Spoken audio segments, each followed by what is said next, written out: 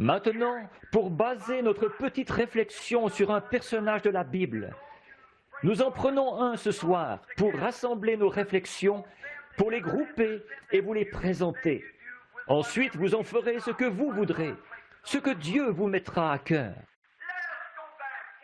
Reportons-nous à 1 Roi, chapitre 22. Et là, nous verrons qu'il y avait eu un homme, un roi, du nom d'Achab. Et il avait été un roi puissant, un militaire et un grand homme, mais un croyant frontalier, tiède. Il s'appelait Achab. Finalement, le prophète Élie, qui était le prophète confirmé, avait prononcé la perte d'Achab. Des années après le départ d'Élie, il y a eu un prophète du nom de Michée. Alors Josaphat, son père était un juste, il était roi de Juda, et il est venu rendre visite à Achab, roi d'Israël. Et Achab avait eu un grand royaume de tape à l'œil. Maintenant observez, un grand royaume de tape à l'œil. En effet, il avait une espèce d'épouse toute fardée, qui s'appelait Jézabel. Elle avait tout simplement gagné la nation entière, tous, sauf les élus, aux idoles de sa nation.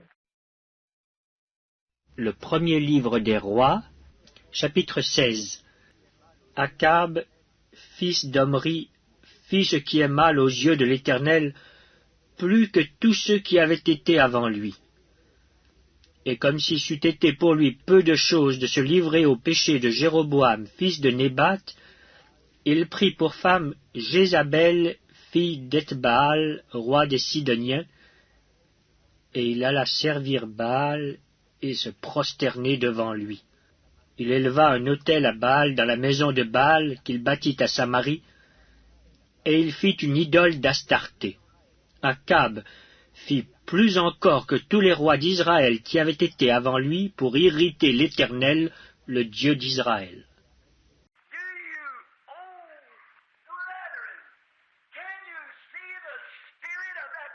Est-ce que vous, oh les frères, est-ce que vous pouvez voir l'esprit de ce même démon à l'œuvre en Amérique aujourd'hui?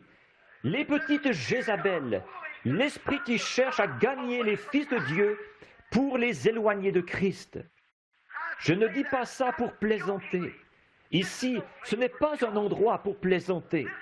Ici, c'est la chair. Ici, c'est l'endroit où se trouve le tribunal de Dieu.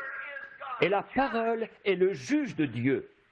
Ou c'est lui, elle est son jugement. La parole l'est. Maintenant, remarquez, cette petite femme, elle devait être tout à fait ravissante, mais n'empêche qu'elle a carrément influencé toute une nation. Et par quoi avons-nous été influencés aujourd'hui?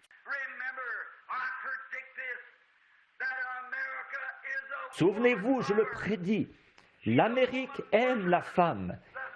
Elle est adoratrice de la femme. L'esprit de l'Amérique est carrément possédé de la femme. Ces petites femmes, en étant saisies par Hollywood, elles peuvent sortir dans la rue et envoyer plus d'hommes en enfer que tous les bars qu'on peut mettre ensemble. Et pourtant, dans son état normal, elle est un joyau au cœur d'un homme et une bénédiction pour le royaume de Dieu. Vous le voyez? Maintenant, regardez bien un petit instant. Et non, sans avoir de parti pris, restez assis tranquillement et écoutez. Laissez le Saint-Esprit vous apporter cela. Maintenant, aujourd'hui, nous voilà dans le même état qu'à l'époque d'Achab. Eh bien, tout ce que la femme disait, c'est ça qu'Achab faisait. Maintenant, c'est jusque dans l'Église. Ils adorent les femmes. Il n'y a pas longtemps, mon indignation de juste a été excitée. Au Mexique, quand j'ai vu une pauvre petite femme, j'en ai entendu parler plutôt, qui descendait, qui se traînait sur des milles, sur des pierres brûlantes. Et il y avait le père qui suivait en marchant, avec un bébé dans les bras, deux, et un autre qui suivait la maman. Et elle, qui pleurait, les genoux tout écorchés, elle avançait, les mains sur ses pierres en pleurant. Et tout le monde qui la regardait. Elle était montée jusqu'à la statue d'une femme morte, d'une prétendue sainte. Et je ne dis pas ceci pour critiquer, je le dis à la lumière de la parole de Dieu. C'est du spiritisme pur et simple, absolument. La Bible dit, il n'y a aucun intercesseur, il n'y a aucun médiateur entre Dieu et l'homme, aucun sauf Jésus-Christ, homme. Si l'Église primitive était catholique, alors pourquoi ont-ils changé? Alors que l'Église catholique primitive condamnait cela et que cette Église catholique l'accepte. C'est un monde de la femme. C'est l'esprit et le slogan d'aujourd'hui. Et c'est vrai, c'est tout à fait exact. Et je prédis qu'il y aura une femme qui sera une femme très importante. Vous, les plus jeunes ici ce soir, rappelez-vous que Frère Branham l'a dit. Et je l'ai dit en 1933, quand j'ai vu la venue du Seigneur, et que les automobiles prendraient de plus en plus la forme d'un œuf, jusqu'à ce que finalement elles prennent parfaitement la forme d'un œuf. Peut-être que certains d'entre vous le savent. C'est écrit sur de vieilles feuilles de papier, et tout. C'est le matin où nous étions ici, au petit temple des francs-maçons, où nous faisions, ou à l'orphelinat ici, sur la prochaine, la 2e rue d'ici, où nous faisions la réunion. Et j'ai vu une femme s'élever, vulgaire au possible, et elle dominait le pays. Et je prédis qu'une femme sera soit président ou qu'elle détiendra un grand pouvoir à un certain niveau aux États-Unis, avant l'anéantissement total du monde. Retenez bien ça, je l'ai dit. Remarquez maintenant ce qui se passe. Jézabel, elle dominait Achab. Elle le menait par le bout du nez. Avant, c'était le pauvre papa ou la maman qui restait à la maison avec les bébés pendant que le mari ivrogne sortait. Maintenant, c'est le pauvre papa qui s'occupe du bébé pendant que la femme ivrogne est sortie. Ce ne sont pas des plaisanteries, ça. C'est la vérité. Je ne parle pas des justes. Non, monsieur. Je suis simplement en train de vous montrer l'esprit qu'il y a dans le monde. Le premier livre des rois, chapitre 21. Après ces choses, voici ce qui arriva. Naboth de Jizréel avait une vigne à Jizréel, à côté du palais d'Akab, roi de Samarie. Et Akab parla ainsi à Naboth. « Cède-moi ta vigne pour que j'en fasse un jardin potager, car elle est tout près de ma maison.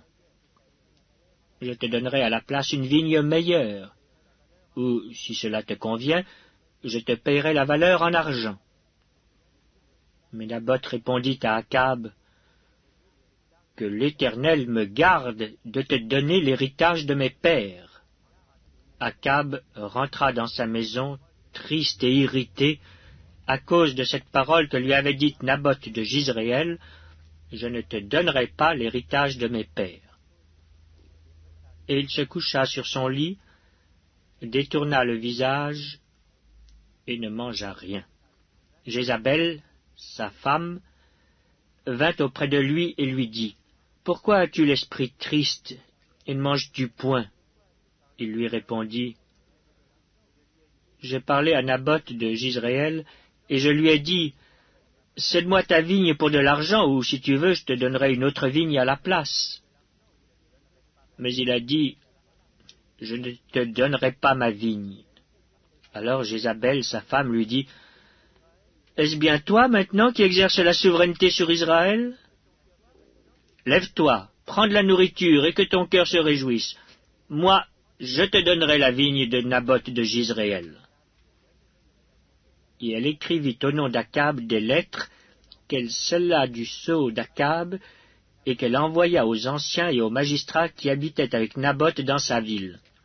Voici ce qu'elle écrivit dans ces lettres. « Publiez un jeûne. Placez Naboth à la tête du peuple, et mettez en face de lui 2 méchants hommes qui déposeront ainsi contre lui. Tu as maudit Dieu et le roi, puis menez-le dehors, lapidez-le, et qu'il meure.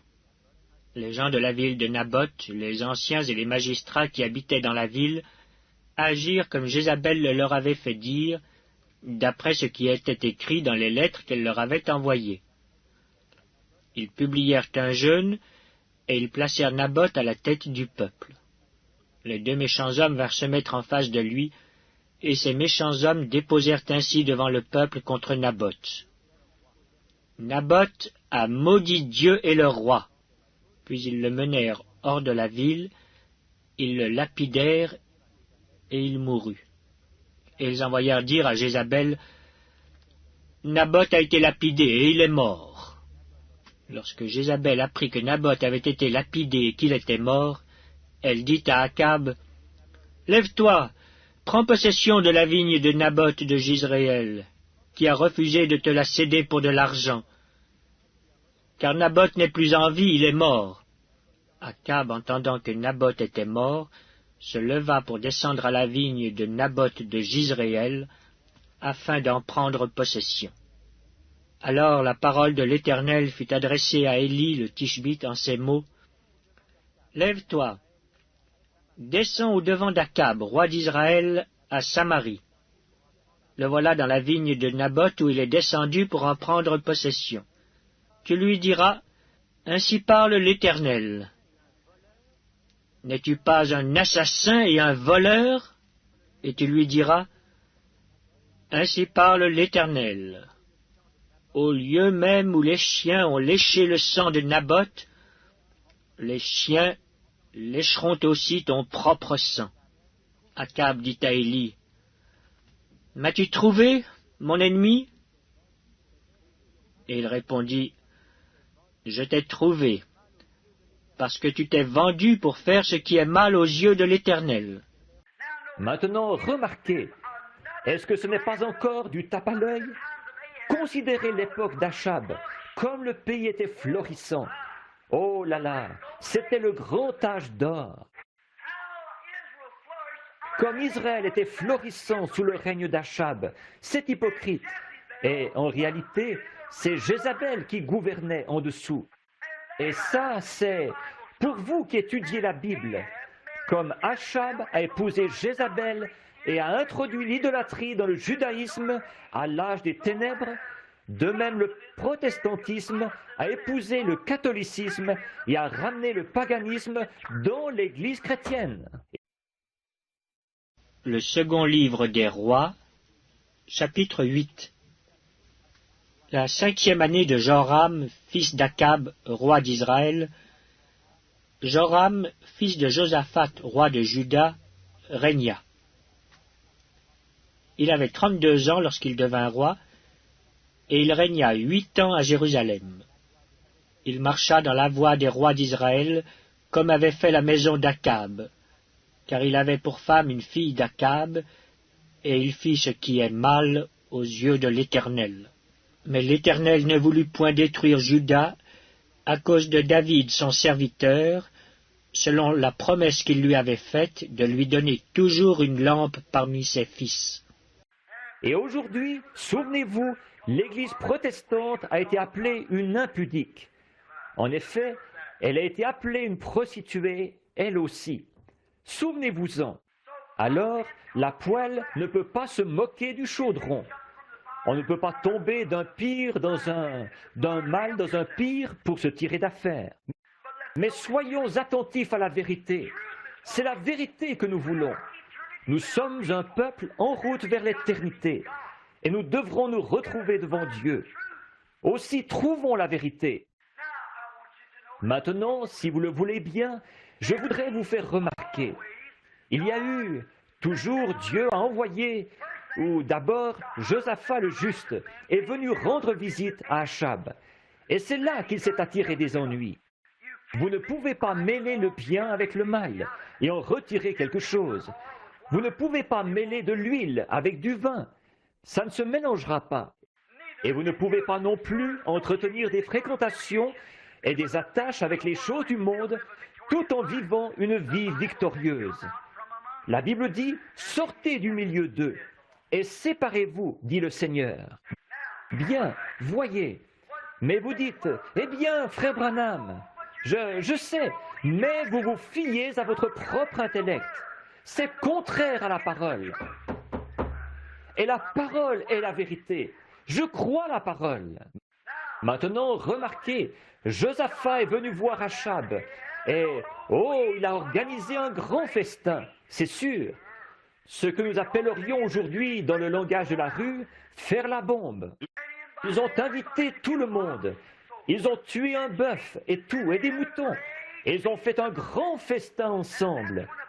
C'est là que le croyant s'attire des ennuis. Oh, je vous le dis, vous êtes bornés à votre petite église d'exalter là-bas. C'est tout.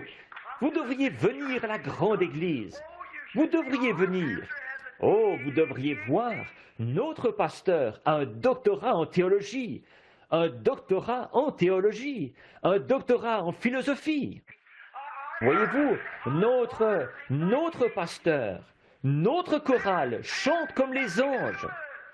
Ça n'a rien à y voir si c'est contraire à l'ainsi dit le Seigneur.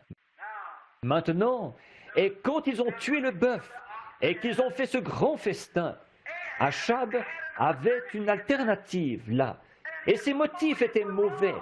Il cherchait à faire le gros m'as-tu vu pour prendre Josaphat au piège. Et c'est ce que le diable cherche à faire aujourd'hui. Même chose. Eh bien, nous sommes en majorité. C'est sûr, l'Église de Dieu a toujours été en minorité, jusqu'à ce que Jésus revienne. Ne crains point, petit troupeau, votre Père a trouvé bon de vous donner le royaume. C'est exact. Nous sommes en minorité, mais ça ne fait rien. Tant que Dieu est là, pour moi, c'est la majorité quand même. Et je sais que c'est pareil pour vous. En effet, si Dieu est avec vous, qui sera contre vous? Mais donc, il y avait quelque chose qui le motivait à faire ça. Et à ce moment-là, il a dit, « Maintenant que nous sommes tous ici et que nous nous amusons tellement, veux-tu monter avec moi attaquer Ramoth en Galate? Parce qu'en fait, la Syrie s'en est emparée là-bas. Mais Ramoth en Galade m'appartient, c'est légitime. Nous y avons droit. Nous sommes la première église. Nous y avons droit. » Vous le voyez? Et Josaphat a dit, « Eh bien là, vu que nous nous amusons bien, il a dit, « Mes hommes sont comme tes hommes. Voyons, nous sommes tous croyants de toute façon, alors nous n'avons qu'à nous associer. » Il a fait une erreur fatale, oui. Et Josaphat, qui était suffisamment spirituel, je crois de tout mon cœur que c'était un type d'aujourd'hui. Certainement que quelque part, d'une façon ou d'une autre, Dieu fera parvenir le message à ceux qui ont le cœur sincère. Il a dit au commencement qu'il le ferait, alors il a préparé son programme en conséquence, que vous n'avez qu'à vous y conformer. Maintenant, regardez-le bien. Il a dit, bien sûr, j'irai avec toi, mais il a dit, attends un instant. Je crois qu'avant de partir, nous devrions demander ce qu'il en est au Seigneur. Tu ne trouves pas? Si nous sommes tous croyants, dans ce cas, demandons au Seigneur. Eh bien, Achab a dit, certainement, c'est exact. Oh, pourquoi n'ai-je pas pensé à ça? C'est sûr, j'aurais dû y penser depuis le début. Il a dit, j'ai 400 des meilleurs prophètes de la nation. Je les ai tous bien vêtus. Ils ont tous leur doctorat en théologie, leur doctorat en philosophie et tout le reste. Et ils ont une grande organisation, ici les prophètes. Alors je vais simplement les faire venir, et nous verrons ce qu'ils ont à dire. Vous savez, ça ne sonnait pas tout à fait juste pour Josaphat, ça. Alors, ils sont allés les chercher, tous les 400 prophètes, bien nourris, bien vêtus. Achab s'occupait lui-même de les nourrir, car il leur faisait faire exactement ce qu'il leur dictait. L'épître de Paul aux Philippiens, chapitre 3. Soyez tous mes imitateurs, frères, et portez les regards sur ceux qui marchent selon le modèle que vous avez en nous. car il en est plusieurs qui marchent en ennemis de la croix de Christ. Je vous en ai souvent parlé, et j'en parle maintenant encore en pleurant. Leur fin sera la perdition. Ils ont pour Dieu leur ventre. Ils mettent leur gloire dans ce qui fait leur honte. Ils ne pensent qu'aux choses de la terre. Voilà, voilà. Oh, certainement. Nous avons de belles églises ici, de très grands endroits. Mais très souvent, si le prédicateur prêchait plus de 20 minutes, le conseil des diacres l'excommunierait. Mais soyez bénis, un homme de Dieu n'écoutera pas ces absurdités-là. Exact. S'il tapait trop sur le péché, eh bien toute l'assemblée voterait sa sortie. Mais ça, c'est parce qu'il fait partie d'une dénomination. Seulement, dans l'Église de Dieu, vous n'y entrez pas par un vote et vous n'en sortez pas par un vote. Vous y naissez une fois pour l'éternité, pour toujours. Il n'y a que Dieu qui puisse vous mettre dehors. Et il a juré par lui-même qu'il ne le ferait jamais. Amen. Il sait de quoi vous êtes fait avant de vous faire entrer. Il ne gère pas ses affaires avec des à peu près, comme le font nos organisations, qui les prennent à l'essai pendant 30 jours ou 60 jours ou 90 jours. Il sait ce qu'ils sont avant même qu'ils prennent la parole, avant même qu'ils entrent dans l'Église. Il sait exactement de quoi ils sont faits. C'est pour cette raison qu'il faut une nouvelle naissance. Mais notre cité à nous est dans les cieux, d'où nous attendons aussi comme sauveur le Seigneur Jésus-Christ, qui transformera le corps de notre humiliation en le rendant semblable au corps de sa gloire, par le pouvoir qu'il a de s'assujettir toutes choses. Donc, quand il les a eus tous fait venir là-bas, et qu'il s'est assis sur son trône, et que l'autre s'est assis sur son trône, ils se sont installés là. Il a dit, faites venir tous les prédicateurs, les prophètes. Et ils sont tous arrivés, et ils ont fait leur numéro, et ils se sont vraiment donné du bon temps. Il a dit, et alors, ils sont beaux à voir, hein? Écoute le langage qu'ils emploient. Oh là là, comme ils parlaient bien, vous savez.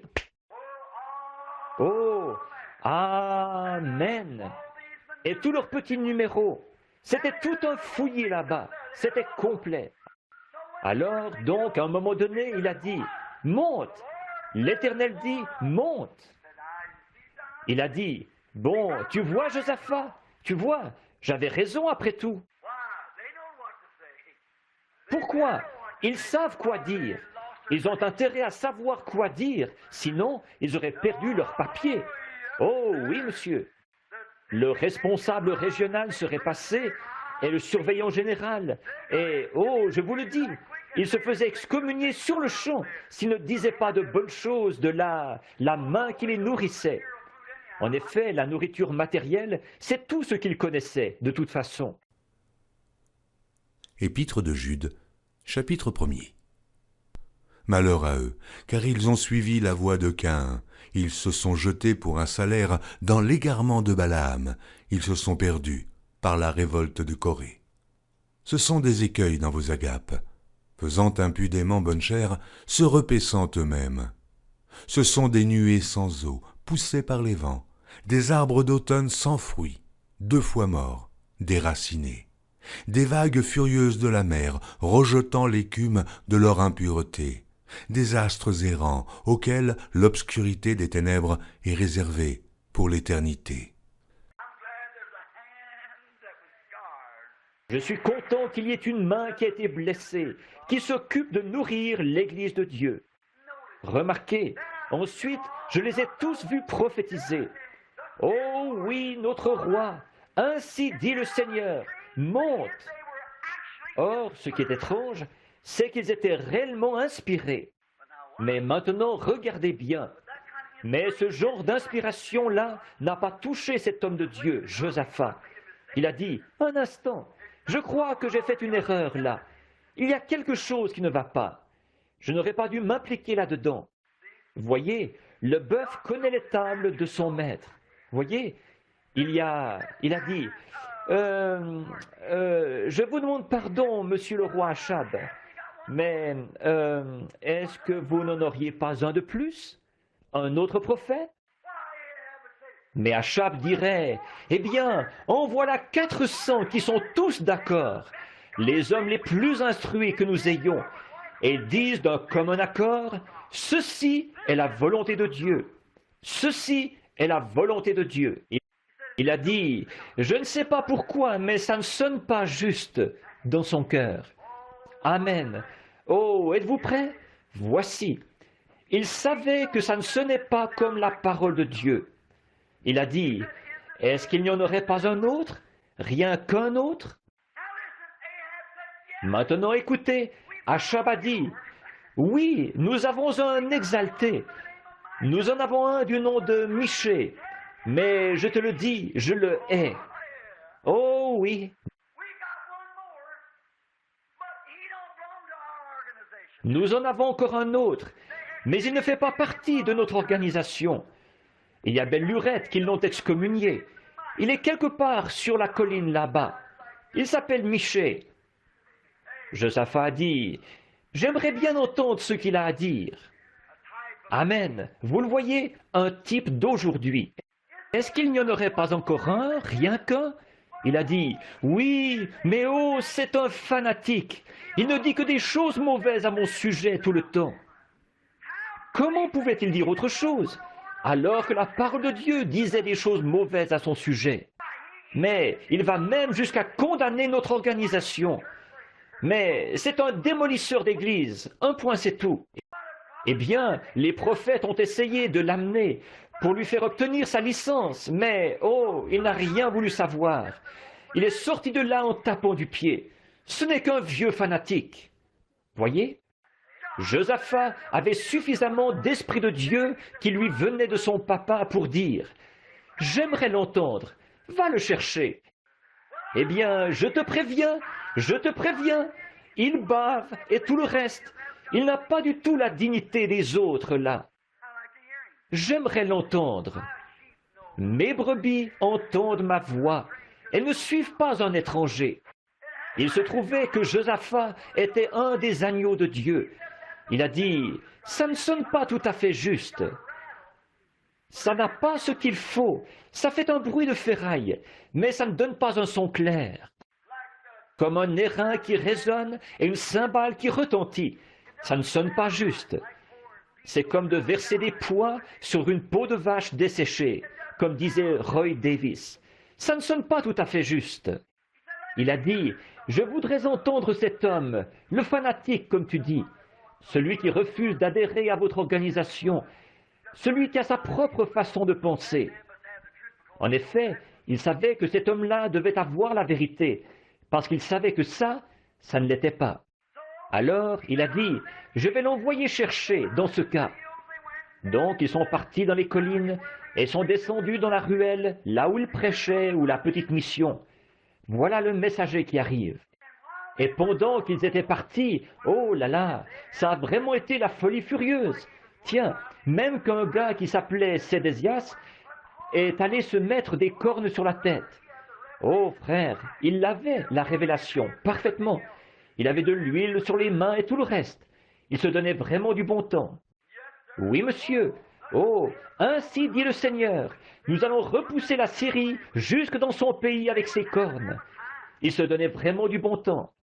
Alors le messager qui est arrivé a dit, « Michée ?»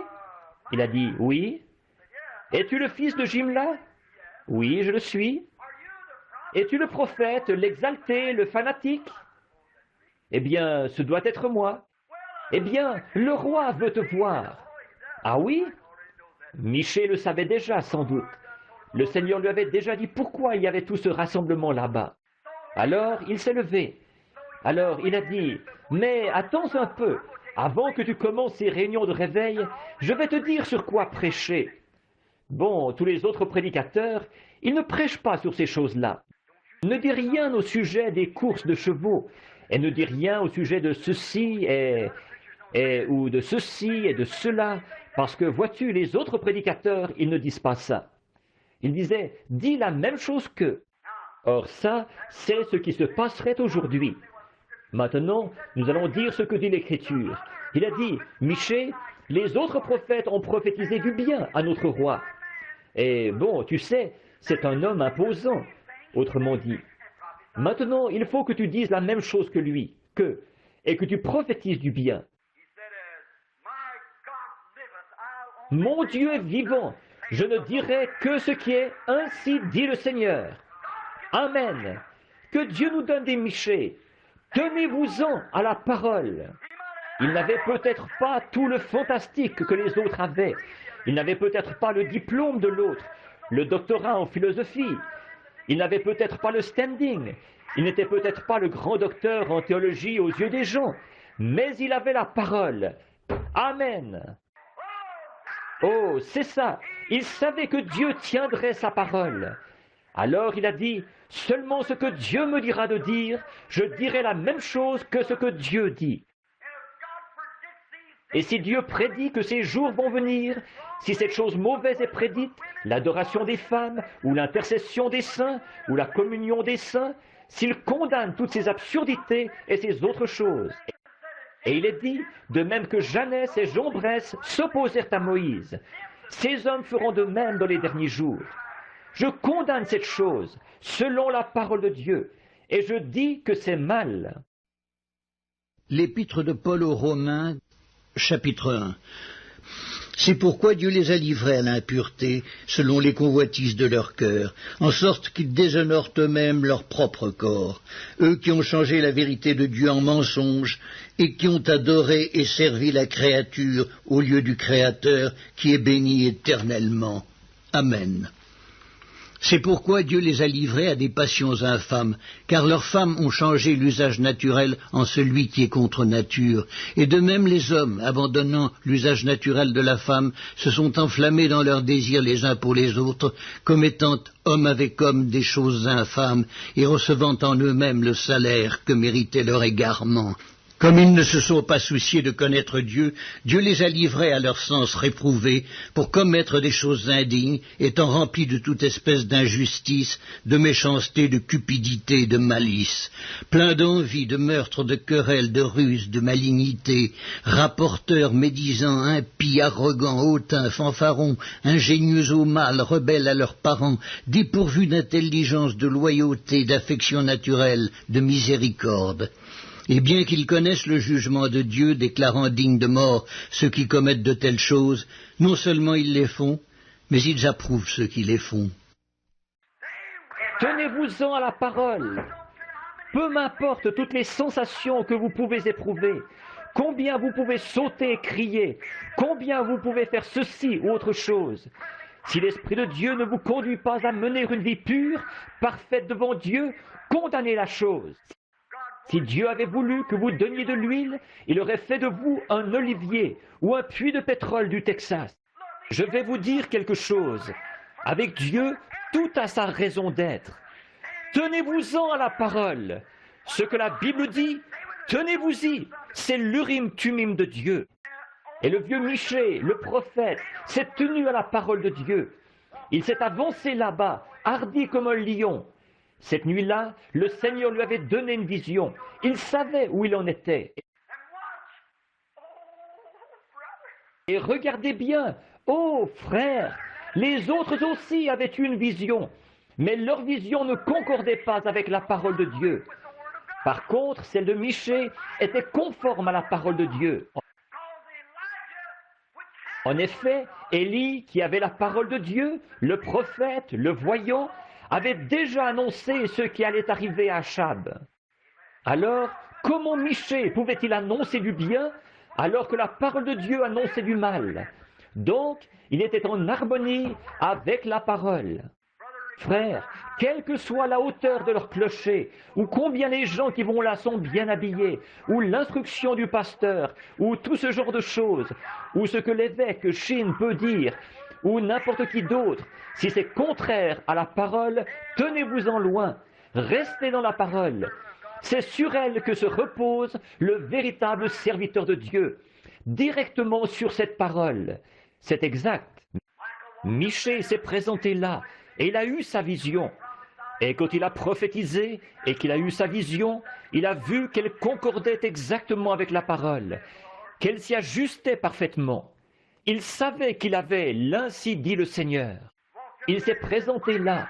Il a dit, Michée, fils de Jimna, dois-je aller à Ramoth en Galade ou dois-je y renoncer? Michée a dit, monte. Il a dit, ça ne sonne pas juste ça. Même lui, il avait plus de bon sens que ça. Il y a beaucoup de ces gens qui adhèrent à ces grandes choses classiques, rien que pour être populaires. Pourtant, ils savent bien que ce n'est pas juste. L'esprit de vie qui œuvre dans le monde leur dirait que ce n'est pas juste. S'ils avaient la moindre lueur de vie en eux, ils recherchent tout ce fantastique, les grenouilles qui sautent et les moustiques qui volent, et de trembler, de sauter, de courir et tout, alors qu'ils savent que c'est en contradiction. Mais ils l'acceptent à cause d'une sensation. On s'en fiche des sensations. Je veux l'ainsi dit le Seigneur. C'est exact, ce que dit la parole. Or, je crois à une religion qui vient du cœur. Je crois à la joie que je peux éprouver. Je crois à la puissance du Saint-Esprit. Je crois à la guérison divine. Je crois à toutes les manifestations des dons. Seulement, ils doivent être placés dans le corps avec respect, opérant en harmonie parfaite avec la parole. Quand je vais quelque part et que je me mets à prêcher, que je fais un appel à l'autel, une femme va se lever et parler en langue. Eh bien, quelle honte, que ça fait pitié. On voit par là que leur pasteur ne se tient pas à la parole de Dieu. Sinon, il arrêterait cette chose-là. Il dirait que je ne vous vois pas faire ça. Voyez, je n'ai rien contre le don. Il est mal utilisé. Voyez, et bien des choses, je pourrais prendre des heures là-dessus. Vous savez de quoi je parle. Et ça, c'est partout, chez les catholiques comme chez les protestants. Mais restez dans la parole. Remarquez, bon, et quand il a eu la vision, il est allé lui dire, il a dit, monte. Il a dit, combien de fois me faudra-t-il t'adjurer de me dire la vérité? Il a dit, mais j'ai vu Israël dispersé comme des brebis qui n'ont pas de berger. Il a dit, je te l'avais dit, je te l'avais dit, je savais ce qu'il allait dire avant que vous l'ameniez ici. C'est exact, il ne pouvait rien dire d'autre. Il avait la parole de Dieu. Il ne pouvait pas faire autrement que de condamner la chose. Et ce soir, je dis à la lumière de la Bible, je condamne ces absurdités, les sensations, le fanatisme et tout ce qui dit, la parole de Dieu, ce n'est pas important. Et c'est l'Église qui a raison, et toutes ces choses. Je condamne cela au nom de Jésus-Christ, sur l'autorité de la parole de Dieu. Que les cieux et la terre passent, mais la parole de Dieu demeurera la vérité pour toujours. C'est exact. Donc il a dit, monte si tu veux. Et qu'est-ce qui s'est passé? Ce type qui avait tout ce sensationnel, qui s'était donné du bon temps, il s'est approché, parce qu'il était à la tête de l'Église. Il s'est approché et il l'a frappé sur la joue, il l'a giflé. Oh, je l'entends dire, tu es un faux, espèce d'exalté. Par où l'Esprit de Dieu est-il sorti de moi quand il est allé à toi? Il a dit, sais-tu ce que j'ai vu? Il a dit, pendant que vous vous donniez tous du bon temps ici, et que vous faisiez la super fiesta ici, comme on dit, au même moment, il se passait quelque chose au ciel.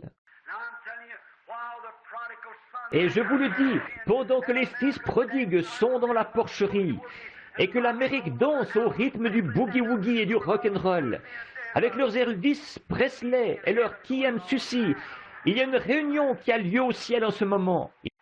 Il a dit, Dieu a ouvert les volets et il m'a laissé regarder à l'intérieur. Pendant que vous vous amusiez avec votre rock'n'roll, Dieu m'a laissé regarder dans le ciel. Et là, j'ai vu quelque chose. Il a dit, qu'est-ce que tu as vu? Il a dit, j'ai vu la grande armée de Dieu. Dieu assis à sa droite et à sa gauche. Il y avait des anges d'un côté et de l'autre. Il a dit, quand j'ai vu les anges, l'un assis d'un côté et l'autre de l'autre, l'armée du ciel rassemblée en haut. Il a dit, Dieu a dit, qui vais-je envoyer? Oh là là, écoutez, qui puis-je envoyer pour que nous fassions monter Achab là-bas, pour accomplir ma parole, qui était prononcée par mon prophète? Tenez-vous-en à la parole, frères, sans vous arrêter au nombre de soirées de rock'n'roll qu'ils peuvent faire. Il y a combien ils jouent de cette musique-là à l'église? Il y a combien ils font ce numéro-là à l'église? Il y a combien ils font ceci, cela ou autre chose? Tenez-vous-en à la parole. C'est exact. Dieu tient sa parole chaque fois. Remarquez, mais il a dit, qui pouvons-nous envoyer? Qui pouvons-nous envoyer là-bas pour faire monter Achab? Parce qu'il faut que ça s'accomplisse. Et il a dit, j'ai vu un esprit de mensonge s'approcher. Il a dit, envoie-moi. Je descendrai et je m'introduirai dans chacun de ces évêques et de ces prophètes, et dans tous les surveillants généraux et tous les autres. Et je les inspirerai pour qu'ils prophétisent un mensonge, pour arriver à les faire monter là-bas.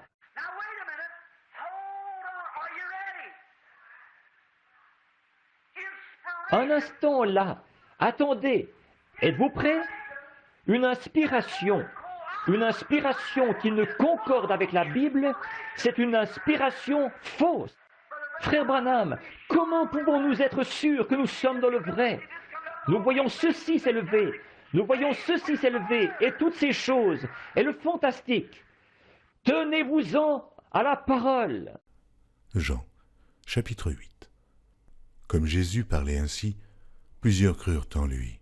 Et il dit aux Juifs qui avaient cru en lui, « Si vous demeurez dans ma parole, vous êtes vraiment mes disciples. Vous connaîtrez la vérité, et la vérité vous affranchira. » C'est sûr, ils étaient tous les deux inspirés.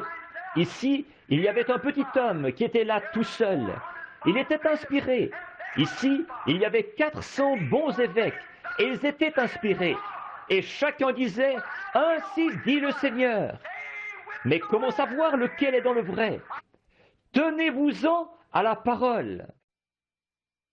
Les Actes des Apôtres, chapitre 17. Aussitôt les frères firent partir de nuit Paul et Silas pour Bérée.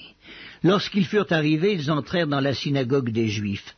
Ces Juifs avaient des sentiments plus nobles que ceux de Thessalonique. Ils reçurent la parole avec beaucoup d'empressement, et ils examinaient chaque jour les Écritures pour voir si ce qu'on leur disait était exact.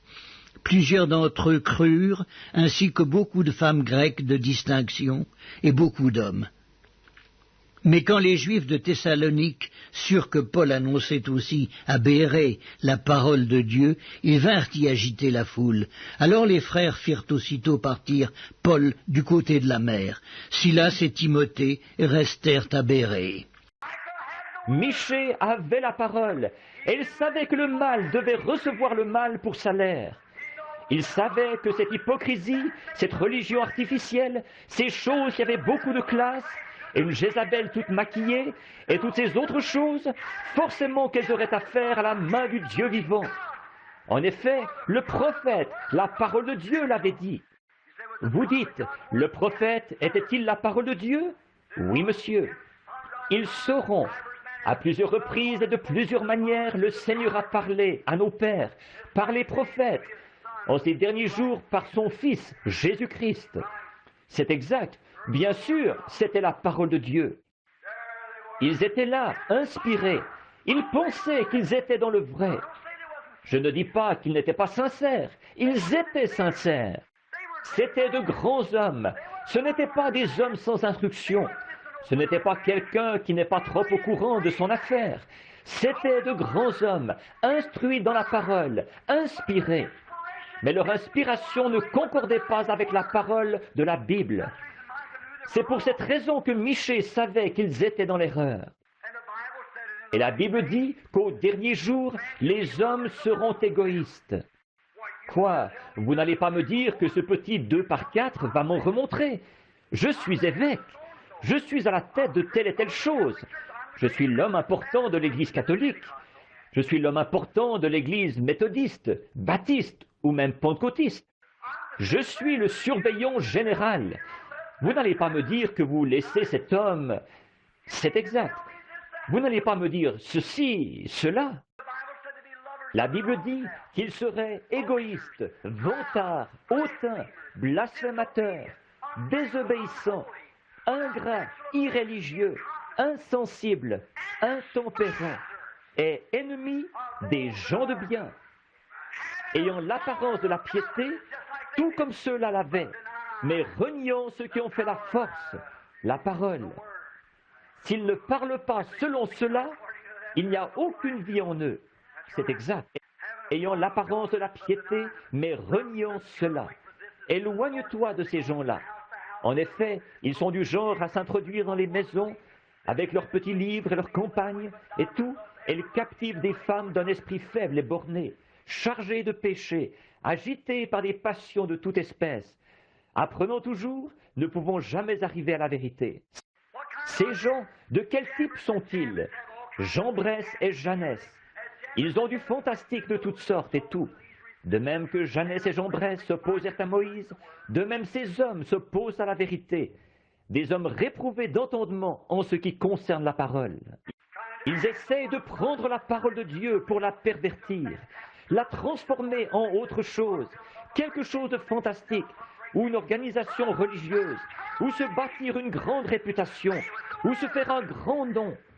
Éloigne-toi de ces gens-là. Tenez-vous-en à la parole. Qu'est-ce qui s'est passé? Il a dit, j'ai vu cet esprit de mensonge qui a dit, je descendrai les inspirer, je leur ferai prophétiser un mensonge. Et ces hommes qui voulaient tant plaire au public, ô Dieu, aide-nous. Ils voulaient tant prendre ça, être un docteur ayant la démangeaison d'entendre des choses agréables, qui se ferait détourner de la vérité pour se tourner vers les fables, comme le Saint-Esprit nous a prévenus et nous a dit qu'il serait dans les derniers jours. Ils veulent tant acquérir une popularité personnelle, plus de temps à la radio, plus de temps à la télévision, ou une plus grande renommée, ou plus de possessions dans l'Église, quelque chose de plus grand, en s'élevant eux-mêmes. Ils veulent tellement faire ça qu'ils ne regardent pas ce que la parole en dit. L'épître de Paul aux Galates, chapitre 1. Paul, apôtre, non de la part des hommes ni par un homme, mais par Jésus-Christ et Dieu le Père, qui l'a ressuscité des morts, et tous les frères qui sont avec moi, aux églises de la Galatie. Que la grâce et la paix vous soient données de la part de Dieu le Père et de notre Seigneur Jésus-Christ, qui s'est donné lui-même pour nos péchés, afin de nous arracher du présent siècle mauvais, selon la volonté de notre Dieu et Père, à qui soit la gloire au siècle des siècles. Amen. Je m'étonne que vous vous détourniez si promptement de celui qui vous a appelé par la grâce de Christ pour passer à un autre évangile. Non pas qu'il y ait un autre évangile, mais il y a des gens qui vous troublent et qui veulent renverser l'évangile de Christ. Mais quand nous-mêmes, quand un ange du ciel annoncerait un autre évangile que celui que nous vous avons prêché, qu'il soit anathème. Nous l'avons dit précédemment et je le répète à cette heure, si quelqu'un vous annonce un autre évangile que celui que vous avez reçu, qu'il soit anathème. Et maintenant, est-ce la faveur des hommes que je désire ou celle de Dieu? Est-ce que je cherche à plaire aux hommes? Si je plaisais encore aux hommes, je ne serais pas serviteur du Christ. Mais Michée, lui, il regardait à la parole. Il avait la vérité, il avait la parole. Remarquez, alors il a annoncé ce qui allait arriver. Et ce type s'est approché de lui et il l'a giflé. Il a dit, « Par où l'Esprit de Dieu est-il sorti ?» Il a dit, « Tu le verras quand tu iras de chambre en chambre pour te cacher. » Et Achab a dit, « Mettez cet homme en prison. Enfin, faites cesser toutes ces réunions. On ne veut plus de ces numéros d'exaltés ici. Ne vous en faites pas, ça va venir, ça. Mettez-le en prison et nourrissez-le du pain et de l'eau de l'affliction. Et quand je reviendrai en paix, je m'occuperai de lui. Autrement dit, je lui ferai couper la tête. » Le brave Michée, il s'appuyait sur la parole de Dieu. Il savait que sa vision, oh Dieu, il savait que sa vision concordait parfaitement avec la parole de Dieu. Elle ne pouvait pas faillir. Il a dit, si jamais tu reviens en paix, Dieu ne m'a pas parlé. Amen et Amen. Les amis, il se fait tard, mais je veux vous dire ceci, mon cher ami. N'écoutez jamais un programme qui vous dit que ceci n'est pas la parole de Dieu et la vérité. N'écoutez jamais quelque chose de fantastique qui n'a pas été annoncé et prédit par le Seigneur Jésus-Christ. En effet, quand lui-même il est venu et qu'il a guéri les malades, c'est seulement pour que la parole s'accomplisse qu'il l'a fait, seulement pour accomplir la parole.